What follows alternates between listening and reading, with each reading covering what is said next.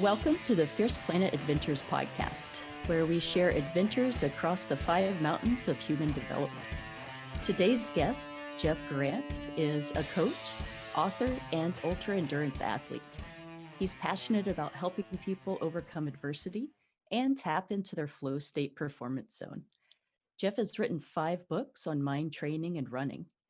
In 26 plus years of ultra-endurance sports, he has completed and coached athletes to finish some of the toughest events on the planet, including desert and mountain ultra marathons, Ironman Triathlons, SEALFIT Kokoro, long-distance open water swims, and kayak adventures. These events have spanned the extremes of heat, cold, sleep deprivation, and stress. Jeff lives in Zurich, Switzerland, and he enjoys swimming in lakes year-round, even when that means cutting into the ice to get in. Welcome, Jeff. Thanks so much. I'm very happy to be here. We're honored to have you on. And we typically like to start things off by asking what you're grateful for today. Oh, wow. Can we talk the whole time about this? No, I am. I'm so grateful to be alive, so grateful to be helpful, and so grateful to be around the kind of energy that the people that just is uplifting. I worked so many years of my life in a corporate setting, which is not a bad thing. But there was always a nagging voice, like work with people, try to support people. And then once I made a shift and got to do that for a living, then I thought this is living the dream. There's such amazing energy that comes with it, who you connect with in that space, and and for that I'm super grateful. Awesome. Thanks for sharing, Jeff. So, wow, right? I mean, I'm looking at your bio, getting out there, getting it done, living it. And I'm curious, as we just love to hear people's stories of how, their transition through life and the pivot point. So can you walk us through the change from a sedentary lifestyle from an IT professional to an ultra endurance athlete? Yeah, absolutely. I stormed into my 20s with a degree in IT, super fired up back in the 90s for work and to earn a living. And I was doing nothing in sport, nothing in fitness, and I was eating terrible, terrible foods, drinking too much beer, eating too much cheesy nacho things, whatever, doing everything wrong. And I got old very quickly.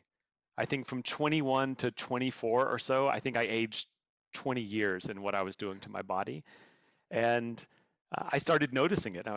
Back problems, issues with energy, lots of problems that you shouldn't have when you're in your mid 20s. You shouldn't have in your mid 40s or your mid 50s, but definitely not in your mid 20s. And I reached a point. Had some family members who gave me a great nudge, just the right amount of nudge, and I wanted to do something different. And there were a couple New Year's resolutions that just didn't happen. I would buy the running shoes, I would buy some dumbbells or something, and it wouldn't happen. And then I watched the Ironman Triathlon in Hawaii. I saw it on TV, and I saw these incredibly fit people, and they looked happy. And I said, I want that. Whatever that is, I want that. So I signed up for an Ironman. This is back in the 90s. You could actually sign up and get in these things and without having to get in lotteries. And I signed up and I gave myself just under a year to do it. And then I had to figure out what it meant. And that meant running 3 miles for the first time to figure out what that meant, because I needed to run 26 in an Ironman. And it meant discovering this whole sport of triathlon, which was way over my head from where my fitness was then. So it started with a goal to do a race to reach what looked like a fit, happy state, to be like the fit and happy people.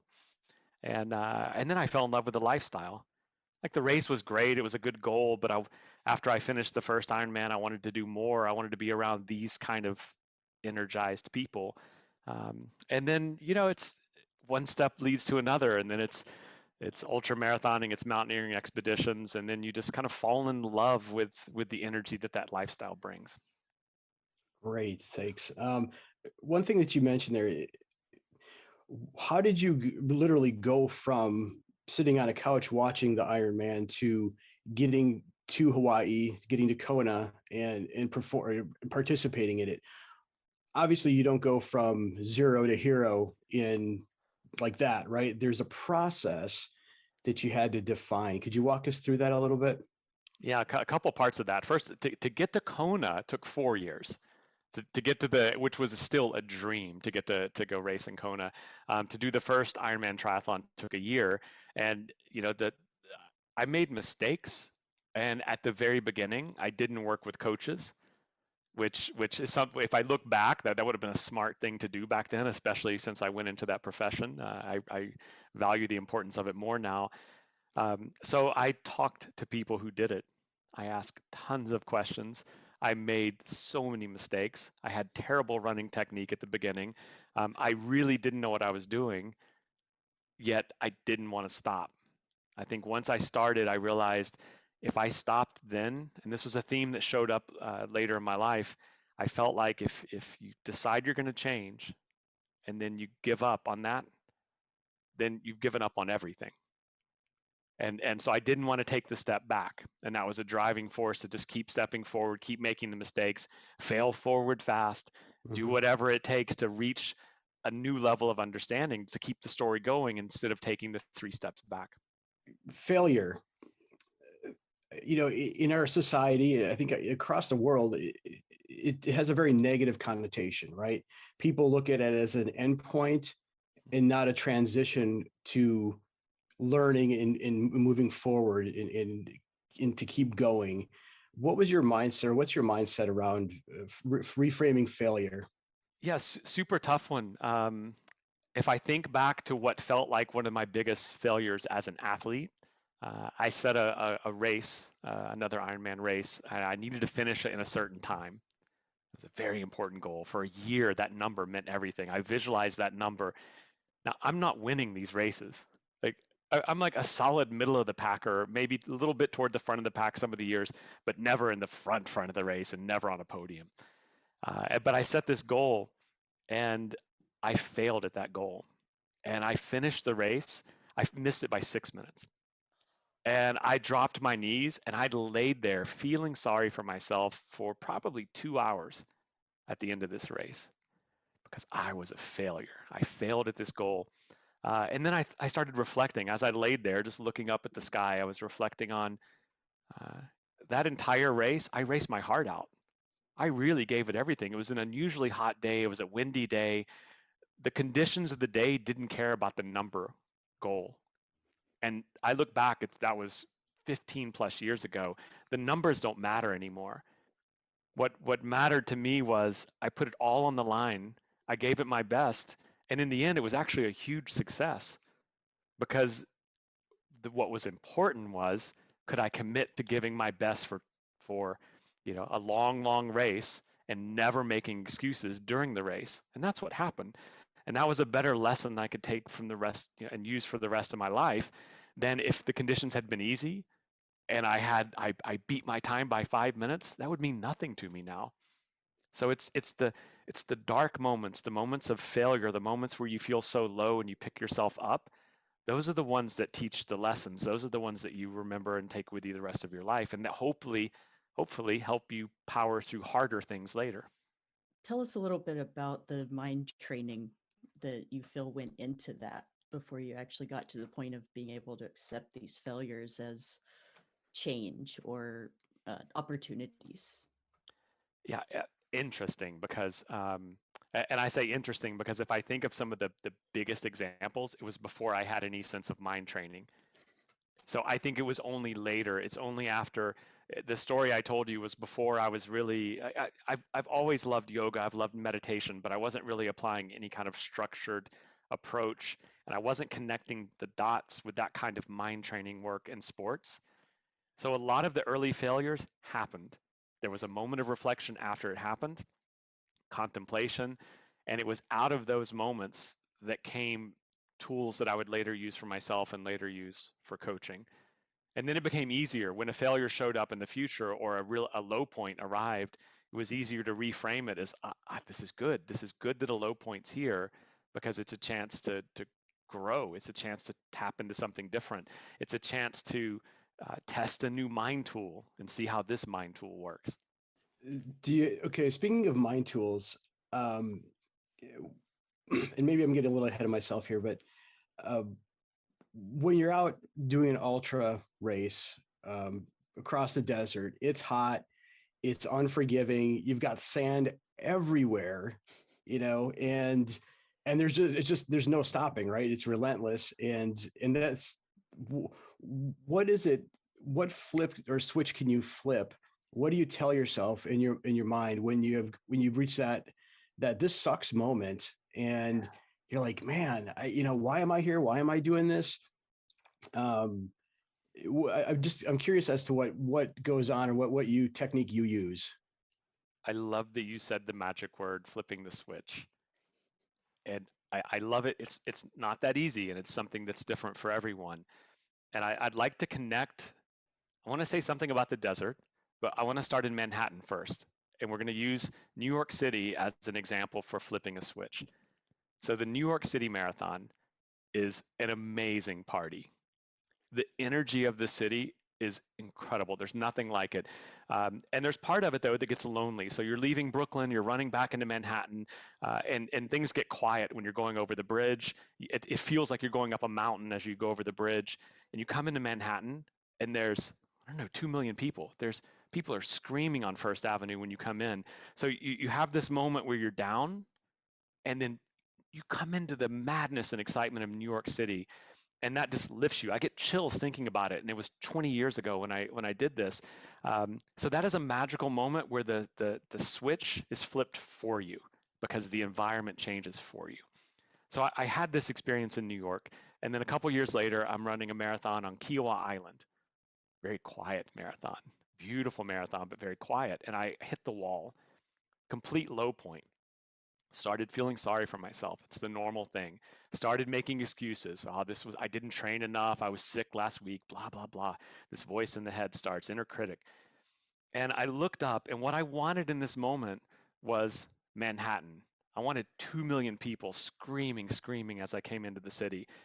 Instead, I looked at this older gentleman watering his lawn, wearing sandals and black socks pulled up to his knees. And he's looking at the water hose, and he looks up at me, and then he looks down. There was no smile. There was no, you got it, good job. There was nothing there.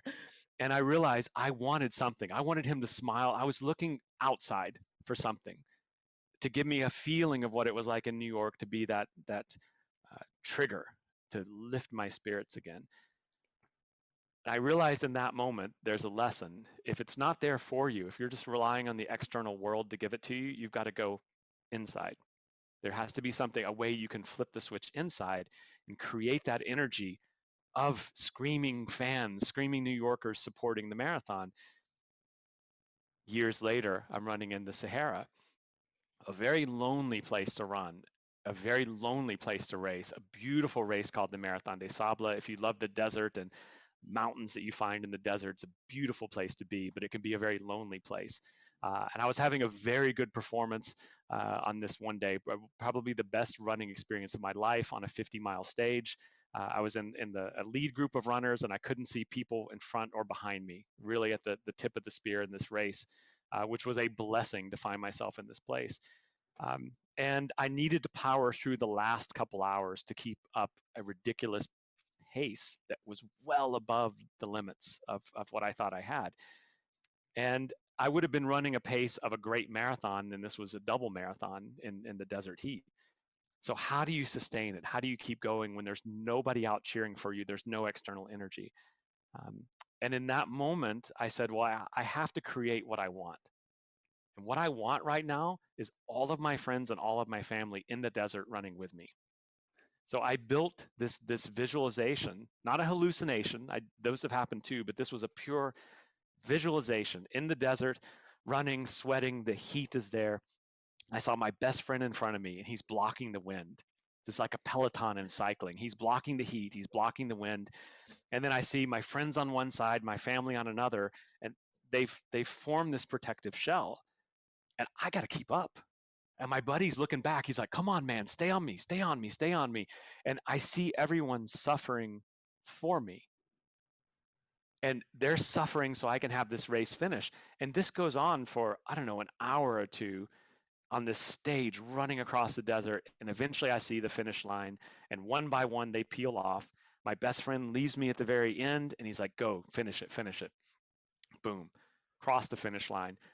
I was shocked at the time. They came up, they needed to check my equipment to make sure I wasn't cheating. I didn't break any rules because I was way faster than I ever should have been. And so much of that had to do with the power of a visualization, of bringing this group energy, this family, friends, whoever you want to sacrifice for because they're sacrificing for you, whoever you want to honor. You tap into that, and that helps bring you into a flow state. And when you're in a flow state, then you actually exceed the limits that you ever thought were possible physically. Wow, that's really powerful. There's a lot to unpack there, right? And I think it might benefit our listeners if you could talk a little bit more about visualization and what that really is, because I think you alluded to this earlier. It's not a daydream, it's not a hallucination. It's something that you actively work at to create in your mind, setting up success. And hopefully, I just didn't take your thunder there, but No, I you like to. actually gave a, yeah. I just love to hear your thoughts on that. You offered a really nice segue as well, because uh, visualizing success is a great tool, a powerful tool, and it's a great tool as even a first step in visualization. So if you're about to do public speaking and you visualize yourself confidently talking in front of a group, you're creating a film in your mind. And maybe that film is just a static image of you standing up with confidence in front of a group. Maybe it's a film where you can actually see yourself engaging, making eye contact, feeling energized, remembering your points, that kind of thing. So I love success-based visualizations. Just taking a moment, close your eyes, and see yourself living that performance that you want. The next level, though, is see things go wrong. So visualize yourself giving a talk and forgetting something, forgetting where you're supposed to go with the story. As an athlete, visualize yourself suffering. Visualize the lowest moment. See yourself under maximum adversity, and then see yourself power through it. So I like to go to the dark place. And when I coach athletes, I say, we're going to go there. In your mind, you need to go to the moment where you want to quit and where that voice is overwhelmingly powerful telling you, quit. This was the wrong year. Quit because your family needs you home. You don't need to, like, you think of 1,000 reasons to quit. So go there. We're going to live that story in your mind in a visualization so you're familiar with what it's like. But see yourself there and see the switch. See the look in your eye when you say, I'm going to finish this. I'm not going to quit. I'm going to pick myself up. I'm going to get out of this hole. I'm going to climb out of it, and I'm going to power through. And maybe that moment is because you think of someone you want to honor. Maybe you think of a friend or a family member, and that's what works for you to say, that's it. Maybe you look at your swim buddy or whoever your workout partner is, or the partner in this adventure, and you do it for them. Or maybe you think about your old self that you left behind or your new self that you want. And these are the little things. It's worth spending the time before you need the skill to go there and practice it, because then it's familiar to you. So when it is cold and dark and miserable and whatever's happening, and the voices, the inner critic voice is happening in your mind, it's like, oh, okay, I expected you. Good to see you. You're here. I've been in this situation before in my mind. I've seen myself go to the low point, and I've seen myself tap into something, flip that switch, and dig myself out of it. Yeah, I'm probably going to get this quote or this statement a little bit wrong here, but what struck me is, we don't rise to the level of our training, or we fall to the level of our training. When crisis happens, we don't rise to the level of our expectations. We fall to the level of our training. And what I hear you saying there, Jeff, is that preparing your mind ahead of time to what's the worst case scenario, or what's that really, what are dirt diving, what the different challenges, mental challenges may be for you along your journey of the ultra race or the mountaineering trip, and planning ahead for those things. And when you visualize it, you set it in your mind and in your body to some degree. Mhm. And that's, I mean, that's kind of like, okay, so now it sucks. I want to give up. Oh, wait a minute. I know what that feels like. I know I'm doing this. Not an option. Let's keep on moving. Um, a little while ago, you talked about flow state. And I want to put a pin on that because I want to really come back and dive into that. But, we both lived in Colorado, or all three of us lived in Colorado for a while. And I presume you've done a bunch of 14ers. Yeah. Mhm. Yeah. Same with us. That's one of our passions. And early on, the first couple that I did, uh, there was a couple things that stood out to me in retrospect. And one is false summits. And as being a newbie to the whole thing is, wow, there it is. I'm almost there. Oh shit. I got to go another, 3/4 of a mile and another 800 Uh-huh. feet of elevation gain. And that's actually I think a really good metaphor for life is throughout life, whether it's the challenges we undertake, the relationships we're involved in, the career choices we make, there's always going to be these, oh wow, I think I've made it moments, and then something's going to come along and slap you across the face and say, oh yeah, you're not quite there yet. So I think that mountaineering to some degree is a great metaphor for life itself, right? Embracing the suck. And I'm just curious as to what goes on, what's your experience with those embrace the suck moments, right? When you get to that point where like, damn, I thought I was just about there, and now I'm not. And we already talked about dirt diving, the give up moments, but what happens, or what do you think about when you're almost there but you hit a false summit, or it's just, it could be on the doing grinder PT at SEALFIT, right? Yeah. Is you got to do more log, more logs. What do you do? How do you trip that trigger? It's easier now to look back.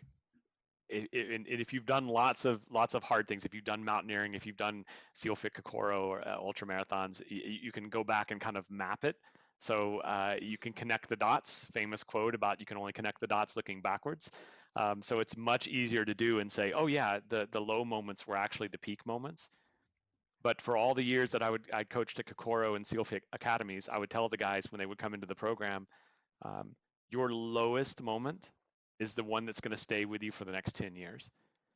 That if someone asks you about, for example, Kokoro, and what do you remember the most?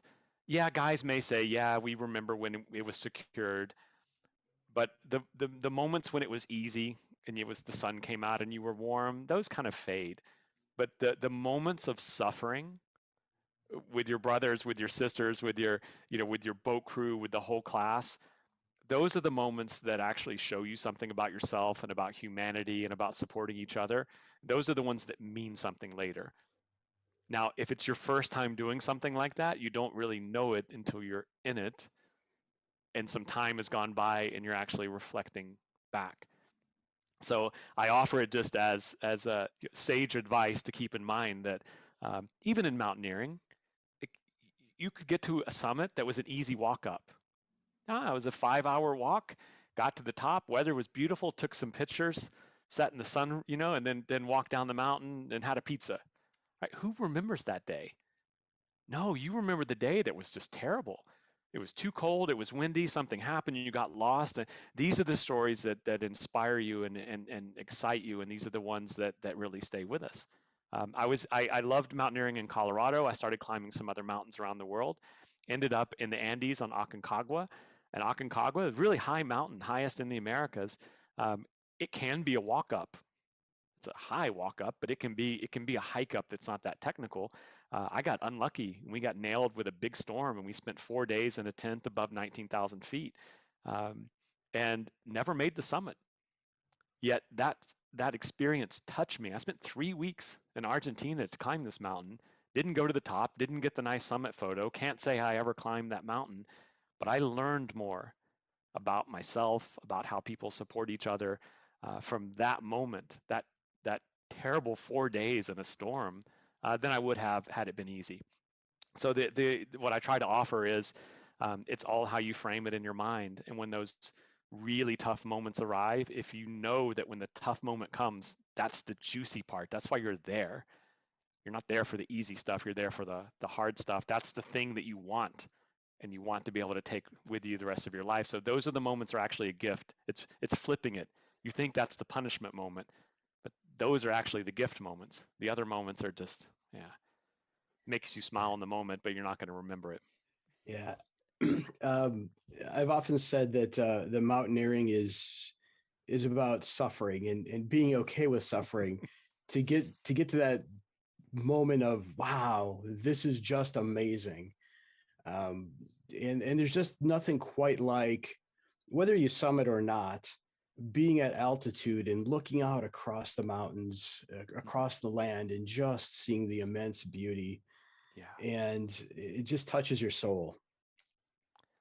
Um, If I can so offer, mhm. if just to offer one thing as a practical thing to do in that setting, I'm talking about looking back and how you frame things, and sometimes in the moment of execution, that's a lot to ask. Like in the moment of suffering, to be able to have that kind of perspective, even if you get it, it's hard to have it in that moment.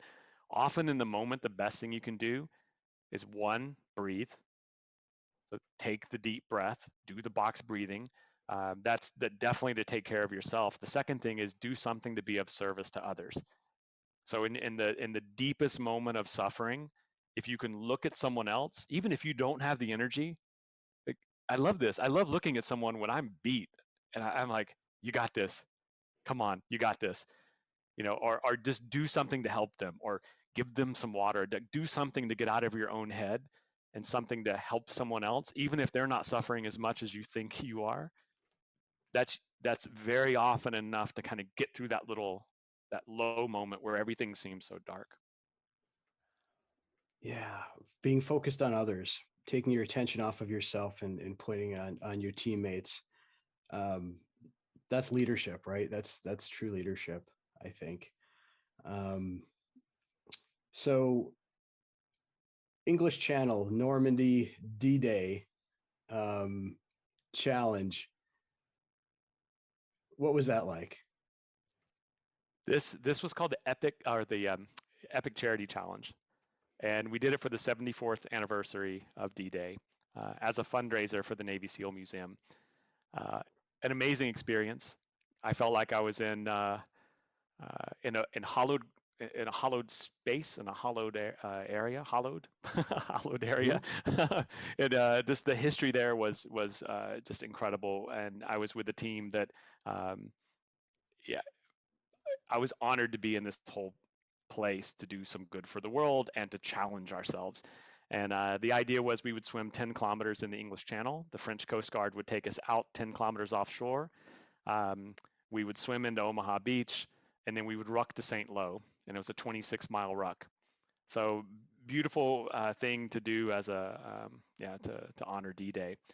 And I trained all winter, swam in Swiss lakes all winter, swam in temperatures I never thought was possible, swam distances I'd never done before.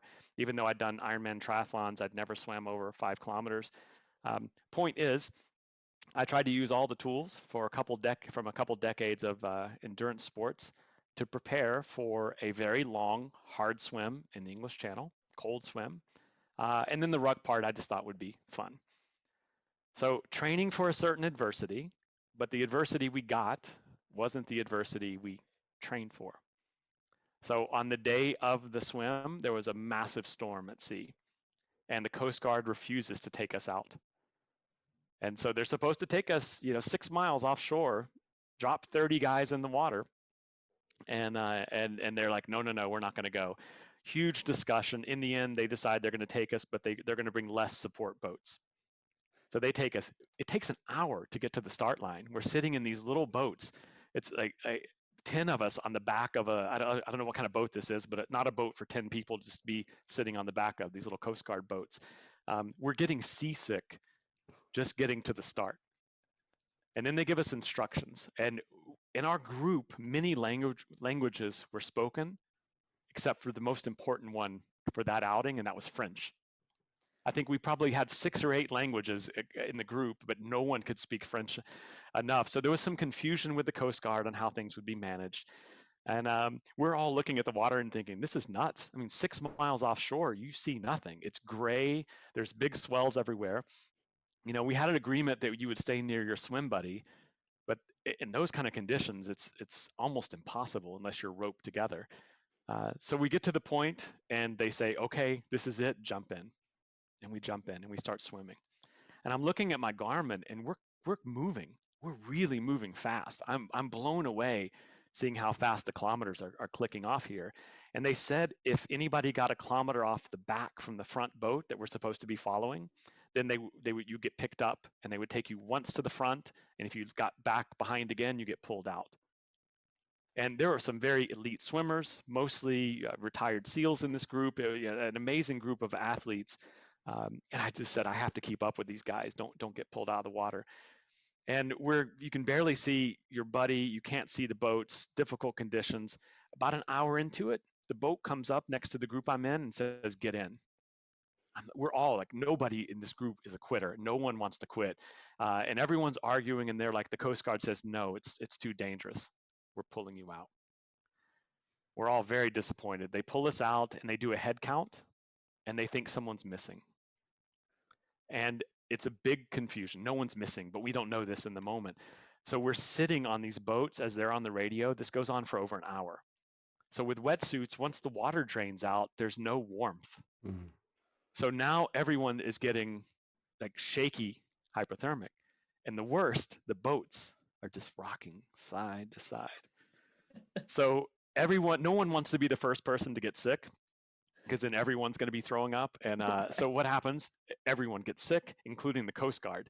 We're all just a mess in these little boats. And this goes on for an hour. No one knows if a buddy's lost. We're all counting, and like no one on your boat's lost, but what's happening on the other boats? And it's very difficult to have communications. What's happening? And for a commemoration for D-Day, this was perfect because we weren't getting shot at. We're just athletes at doing a fundraiser. Like what we were doing was just an easy little thing to raise some money to push ourselves. And but we weren't at war.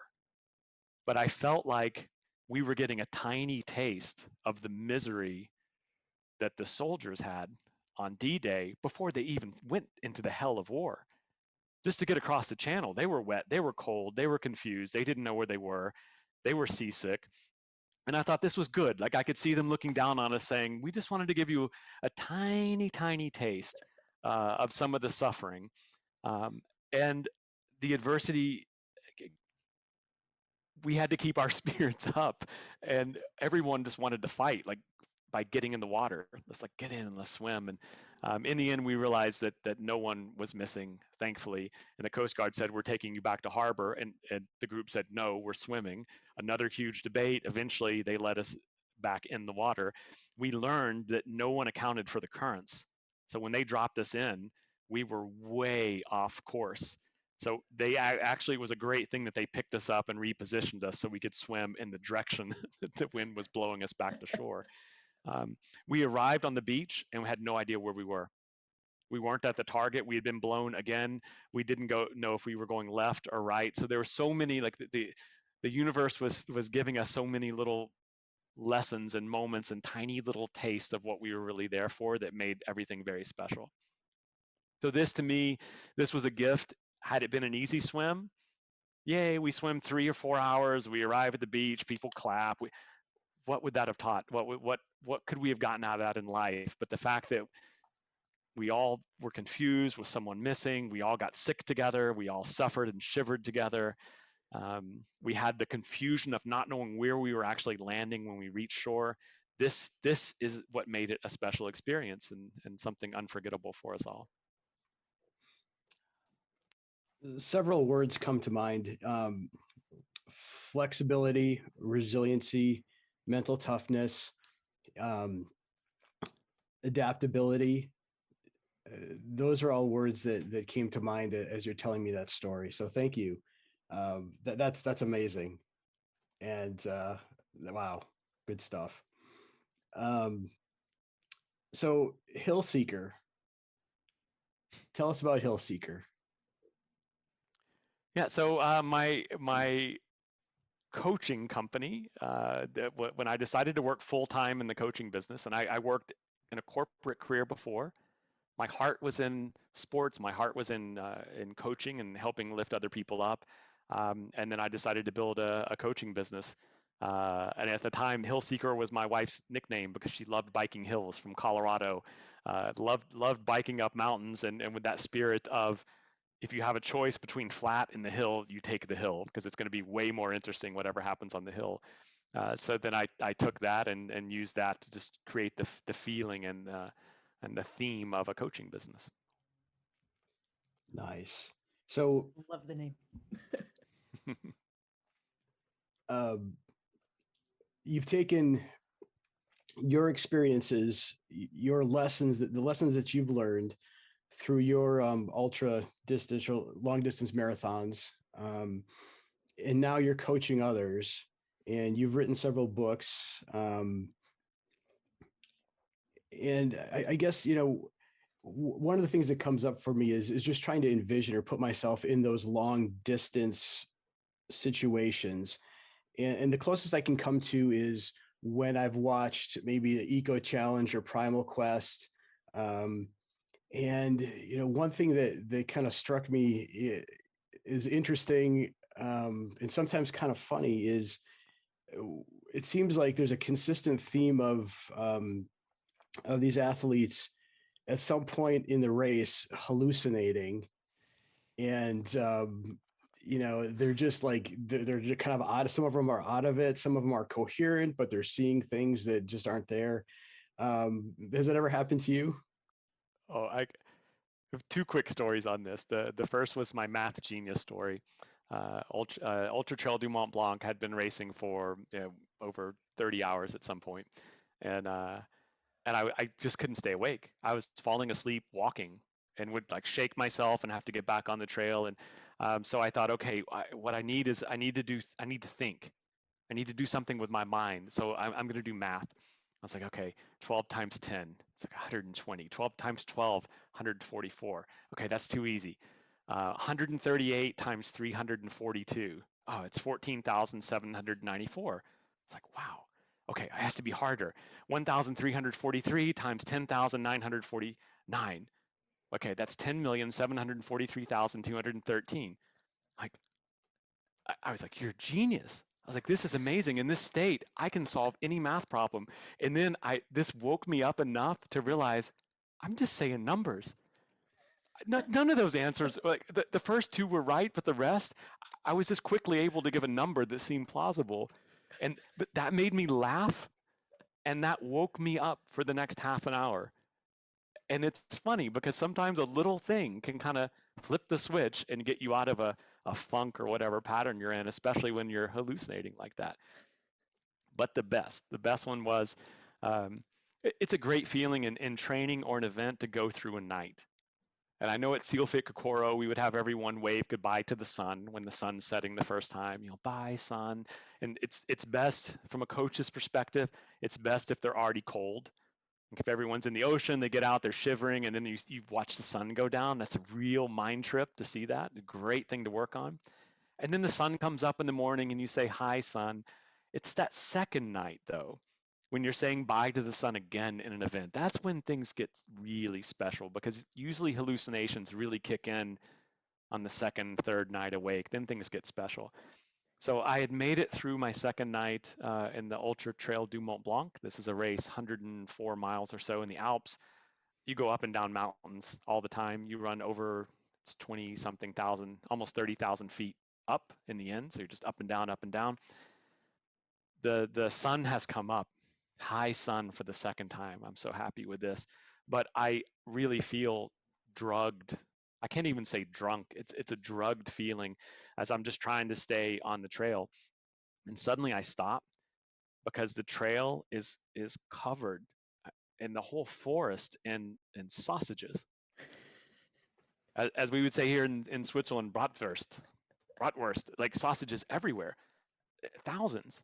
And I stop and I look down at the sausages, and my mind is trying to figure out, why are there sausages here in the middle of this mountain trail? And so then I have to solve the problems. I've stopped running now.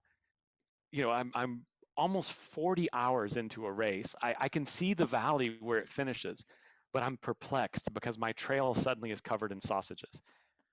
And I'm thinking, what happened? How did this happen? And then my mind has this is the mind when you're hallucinating. It's kind of there and kind of not there. So it's trying to work the problem. So then I decide it must have been they were flying them obviously from Germany somewhere. The airplane came over, and then I was imagining the guy like the strap is there, and the big shipment of sausage is shaking, and the guy's like, no, no, no, no, and the strap breaks, and then the back door opens, and the sausages like land in this has to be what happened. And I'm seeing this whole thing in my mind, like how they fall through the air, and I'm the first guy who's arrived at the sausage accident. And then my mind's like, no, that's really like that makes no sense. Why would they wouldn't fall out of an airplane like that.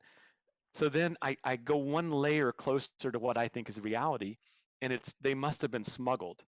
Like, we're not far from the Italian border, so maybe there's like a cartel or a mafia that's smuggling like from Germany through Switzerland to Italy, and like I'm imagining these guys with these giant rucksacks, and they're like the police, and they drop their rucksacks and the sausages and they take off running.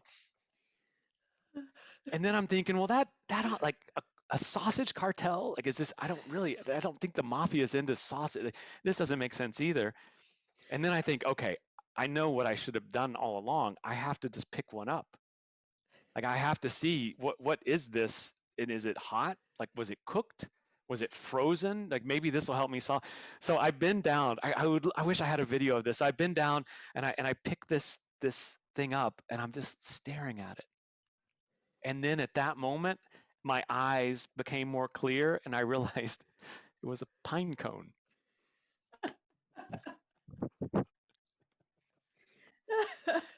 And once I realized it was a pine cone, I zoomed out and I saw just the normal forest with its pine cones. And this whole story, and the sausages went away, the mafia smuggling sausages in the airplane, it all went away. And again, those little moments make you laugh. And then that's all I needed to wake up to finish the race. Oh, wow. Thank you. My cheeks hurt. It's right up my too. Oh, that's brilliant. Oh, just the image of the sausage mafia. Love it. But maybe it's true. Maybe it's It true. could be. It could be true. Oh, wow. This episode of Fierce Planet Adventures podcast is brought to you by 5 Mountain Coaching, licensed unbeatable mind coaching, integrated accelerated vertical growth across 5 domains of cutting-edge development designed by retired Navy SEAL Commander Mark Devine. Learn the Big 4 skills of mental toughness and resiliency. Discover the 6 pillars of performance. Test your mettle with custom-created crucibles across all 5 domains. Visit 5mountaincoaching.com to schedule your free 1-hour unbeatable mind coaching session. That's the number 5, mountaincoaching.com. Begin your journey to becoming unbeatable today. So, flow state. I wanted to get back to that. Something I find very interesting. I'm just finishing reading Stealing Fire, and they talk quite a bit about flow state and the different aspects. And I'm curious as to hear your description or your definition of flow state, and what that means when you help your clients through flow state, or what it means to you when you've experienced it, and how you teach it with your clients or how you train your clients. Sure. A big topic. It's a topic I'm passionate about. Flow is this, it's effortless perfection. In flow, time stops. In flow, you feel smart, you feel fast, you feel switched on. In flow, you tend to feel fulfilled, you tend to feel happy, or your mind goes to the quiet place and you're just able to execute. Beautiful state. I think most people would like to be in it probably all the time. Probably, like, if we could pick to just flip the switch on and leave it on, like, that would be the idea. And this is one of the downsides of flow is you can't stay in that state all the time. And the more you can understand how the cycle of flow works, the better you can set yourself up to come into the cycle. You stack the odds in your favor, and you can do things to help you get into it. You can do things to help you move through each phase of the cycle and not get caught up and then fall out of the cycle. So when you start dissecting what the cycle looks like, you can play with different parts of it. And then you can also learn to respect it. That when flow comes out, you give yourself the moment to recover, to come back down, and then you start stacking things, setting the table, making the situation happen to help you get back into flow. And some beautiful things can happen as well when you understand that flow can be transferred from one space to the other. And this is probably, I won't say probably, this is one reason yeah, I love music. I've had music in my life since I was a little kid. I find that I can get into a flow state very easily with music. And I can use that feeling of flow from when I'm in it with music, I can transfer that over into other thinking.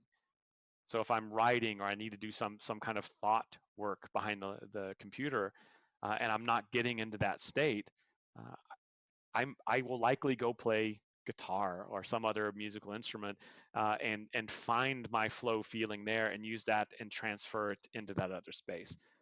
Which is why often, people who run or work out, they can get into the flow state as an athlete, and then maybe they feel like they have a more productive day after that. So it is possible to create flow. You have things spinning, and then you can use that to spin it into another area as an entry. It's like getting onto the interstate. It's your entrance ramp, and it's about experimenting in your life for the ways you can get in and out of it, and the ways that are more likely to get you into it. If you know you need to be writing, it's like, oh, I've got to do all this stuff, and you're not feeling it. Trying harder is likely not going to work. And having gotten myself through several book projects, I know trying harder, I didn't get any of the books done. But doing other things, morning ritual, visualization, meditation, yoga, music, these kind of things would get me into the state where I could be a productive writer. It's an hour-long discussion, but these are some of the key pieces of it. Um, just to quickly mention, flow has to have struggle. This is the first part of the flow cycle. There needs to be struggle, but the struggle has to be right at the right level, where it's hard enough to challenge and push you, and get the heart rate up, and release adrenaline, and get you engaged and attentive to what you're doing. But if it's too hard, if the level's too much, most people quit. So if the challenge is so far above what your capability at that moment is, you would often, this is the normal thing, is you lose the whole cycle because it's just overwhelming. If it's too easy, it's not enough to get you engaged enough to get into that. So if I needed to run a 4-minute mile or 5-minute mile at this point, I can't. This is not happening. So I don't have the training right now to run a 5-minute mile. So if that were the challenge, I would never get into flow running. But if it's right at that, if it's whatever the number is for you, if it's running or whatever the task is, doable but hard, that's enough to make the struggle happen. And then you go from a struggle to a release. Something has to happen where you release it into flow, and there's things you can do to make release more likely. And then there's flow, and then there's recovery. So understanding that cycle, experimenting with it. I wrote a whole book on this, helping runners and other athletes do some mind tricks, do some things, and just reframe how they do training to make it more likely that they're going to get into the flow state. Awesome. Um, couple things. So I guess contextually,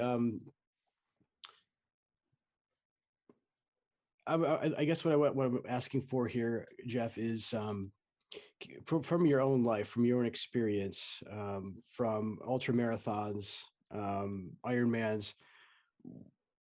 What what's your experience like with flow, and maybe not graphically as to step by step of what that looked like, but I mean, was there a certain time, or has there been a certain time when you're participating in these events where you just find yourself in a flow state, or is it that you don't even realize you're there until you're out of the flow state? Yeah, I think I shared a story earlier racing in the Sahara in the double marathon stage. That was my peak flow experience in life, at, to this point, at least. Mm-hmm. This is when I still look back, the numbers don't make sense. Like the speed that I ran that day in my life does not make sense for everything I had done up until that point. And dealing with the heat and everything. So moments like this, when everything comes together and you really do see that you exceeded expectations, um, these are moments when you realize that you were in flow. And in that moment, I think I knew something special was there, but I was so into visualizations of this, my friends being with me, that I wasn't thinking, I'm in flow, don't lose Mm-hmm. flow, this kind of thing. More often, what you think of is the times you wish you were in it and you weren't. And then you're like, well, if I were in flow, this would be easier. Now I'm going slow and this sucks. Like this is the normal dialogue that happens. But if you feed that, if you feed the fear wolf, then you're going to go further down that hole. So these are the moments where, and if I think back, I've had those low moments in the middle of a race, where I've had to have a talk with myself and say, all right, which one are you going to feed? Which direction are Mm-hmm. you going to go with this? Um, and piece by piece, what you hope happens is that you can feed yourself the supported positive energy, rely on your other mind training that you've done hopefully for weeks or months, and dig yourself out of that. If I look at the pattern, whether it's long distance sea kayaking or swimming, um, the moments of flow, I never looked at my watch. Like really, maybe I looked at nature. Yeah, I did a 6 hour swim a couple years ago in a big lake, and I was looking up at mountains that were 6,000 feet above the lake, and I was thinking the lake was 300 feet below me at the bottom, and I think 3 hours passed, and that's really all I thought about. It's like every time I was breathing, I was looking at the mountains and going, "Wow, that's so majestic," and then I would look down and think, "Wow, that's really deep. What's below me? This is amazing." And those are the moments where you're so immersed in the moment and in the environment that you're not constantly looking at your time, what's my heart rate, and that kind of thing. So To me, that's timelessness. what matters. It's the time. This is where you feel so alive, and this is what you remember 10 years later. Not that your time was whatever the number is. Those goals can help create motivation. I've ran fast marathons. I've ran slow marathons. One of my slowest marathons is my favorite one because I ran with my best friend, and like that. This to me means so much more than getting whatever as a fast kind of time. Yeah, the times I feel like I've actually been able to get into that flow state, there was always some sort of overcoming of fear or letting go of the fear of the ambiguity and just focusing on, yes, oh, wow, look where I am right now. Or to your point, singing a song in my head, or, a good tune that I can think of in those moments of real struggle or pain. I also will turn to music often, just even if it's remembering a song in my head, but just getting yourself out of that mental chatter. And That's a yes. great example of the release phase. The fear is the struggle, that you need it. It's the ticket to flow. It's got to be there. But then can you smile? Can you laugh? Can you think of music? Can you look at someone like if you can't have that moment of release, you can just get stuck in the struggle. And sometimes it's a silly song, or it's the simplest thing, like a bird flies over. But something that can be the release, and then that's usually when you slide in. And once you're in flow, you're not thinking about how do I get into flow. You're there. That's a beautiful thing. So from a coaching perspective, I think you talk about the inner coach. The inner coach's voice is, voice for training. And I guess I'm not quite clear on this. Bouncer, guide. How does that come into play with flow, or Yeah, does it? I'll get. Yeah, it's um, not as much in flow, but as a general coaching guidance. I'll offer a short version of it. Um, Most of us are familiar with the inner critic, like the voice that shows up and it tells us we can't do something, or today's not our day, or work was too stressful, or whatever. This voice is a master at finding out whatever it needs to unravel our mind and our trust and our confidence in ourselves. Um, we can also have a coach's voice, and you can look at that as the contra, the opposite voice, the one on the other shoulder. But what is that voice? And the best way I can explain it is with an example. Um, uh, when I first started coaching CrossFit 10 years ago or so, the first session I coached, one of my athletes was doing wall balls, throwing the medicine ball up on the wall. So I thought I'm going to be a good coach and get in there with him. Right. So I grabbed a med ball and I'm down. And every squat, I'm looking at him saying, "Come on, man, you got this." And this goes on for 30 seconds and he throws his med ball down. Like, I think I'm giving him my heart. I'm giving him passion. I'm giving him a voice that's my authentic coaching voice. And he throws a ball down and he's like, "I know you mean well, but everything you're telling me right now is making this worse for me." And I was gutted. I was like, "Oh my God, I'm a terrible coach." I thought I was giving him everything I want as an athlete. And I realized in that moment that I needed different coaching voices. And as I matured as a coach, I realized the most important coach's voice as a coach is the one the athlete needs in that moment. It's not the one that you may be the most comfortable with giving. He didn't need a motivator. He didn't need the drill sergeant voice. This athlete wasn't going to perform like that. Maybe he needed something whispered in his ear. Maybe he needed the phone just held up with a photo. Maybe he needed a cue, knees out. That's it. Maybe he needed nothing except a talk after the session. So later I realized as a coach engaging directly with athletes, there needed to be different voices. There's different ways to achieve whatever it is you're trying to achieve, and it needs to fit the athlete in the moment. Yourself, this works the same. If you just try to use one voice in your mind, and it's not going to work in every situation. So I train athletes to practice the different types of voices they could need at different times. Sometimes you need someone to yell at you and tell you, "Get it done, one more push-up, 2 more reps." Sometimes you need someone to tell you, "Do this for your sister." It's a different voice. Sometimes you need someone to tell you, "Chest up, proud chest." Just a technique cue, not a heart cue. So if you can start to understand the different voices that a coach would use with athletes, but then train this in your mind, use this in your visualizations, it's like your superhero's utility belt. You practice this. You practice the different kinds of voices, so when you need it, you know what it's like to use the tool. I think a lot of our listeners are really going to resonate and connect with the stories that you've shared. What's your favorite way to connect with folks? Social media? Do you have a preferred platform? I think if you want to show up at my house in Switzerland and go for a hike, that's probably my favorite way to connect with people. Nice. And until that can happen, and then I'm social media. I'm Hill Seeker on Instagram, and I'm on the other social media platforms. Usually as Hill Seeker or Coach Jeff Grant, and that's usually the best place to find me, other than in the mountains. Nice. Are there any topics we missed? Anything that you wanted to share that we didn't touch on?